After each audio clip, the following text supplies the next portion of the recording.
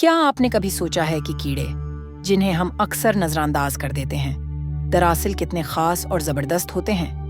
ایک دن کی بات ہے، ایک ننھا سا بچہ حارث اپنی نانی کے گاؤں آیا۔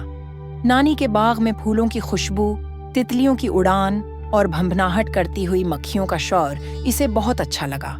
اچانک ایک چھوٹی سی پیاری شہد کی مکھی اس کے کندھے پر آ بیٹھی۔ ارے تم کون ہو؟ میں ہوں شہد کی مکھی، کیڑا نگر کی رہائشی۔ اگر تم چاہو تو میں تمہیں اپنی حیرت انگیز دنیا کی سیر کروا سکتی ہوں۔ حارث نے خوشی خوشی حامی بھر لی۔ پھر کیا تھا، مکھی نے اپنے پروں سے ایک جادوئی ذرہ اڑایا اور اگلے ہی لمحے حارث چھوٹا ہو کر کیڑوں کے سائز کا ہو گیا۔ پہلا اسٹاپ، شہد کی مکھیوں کا چھتا۔ مکھی حارث کو سب سے پہلے اپنے گھر شہد کی مکھیوں کے چھتے پر لے گئی۔ وہاں سینکڑوں مکھیاں پھولوں سے رس لا رہی تھیں، کچھ شہد بنا رہی تھیں اور کچھ چھتے کی صفائی میں مصروف تھیں۔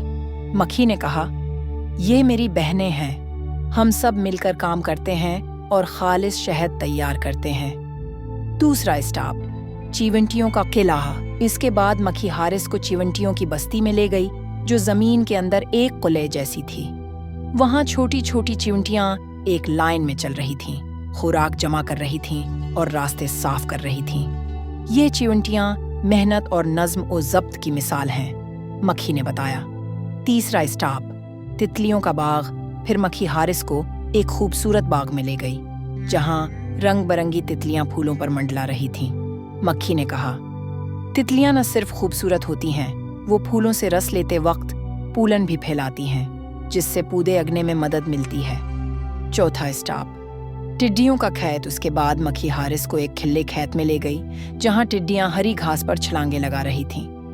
یہ ٹڈیاں بہت طاقتور ہوتی ہیں اور بہت دور تک چھلانگ لگا سکتی ہیں۔ پانچواں اسٹاپ، جگنوؤں کا جگمگاتا میدان۔ اب مکھی حارث کو رات کے وقت ایک اندھیرے میدان میں لے گئی جہاں جگنو روشنی بکھیر رہے تھے۔ مکھی نے بتایا، یہ جگنو اپنی دم سے روشنی نکالتے ہیں تاکہ وہ ایک دوسرے سے رابطہ رکھ سکیں۔ یہ قدرت کا حیرت انگیز کرشمہ ہے۔ واپس آ کر حارث نے نانی کو سب کچھ بتایا۔ نانی مسکرائیں اور بولیں، بیٹا، ہر چھوٹی چیز کی دنیا میں بڑی اہمیت ہوتی ہے۔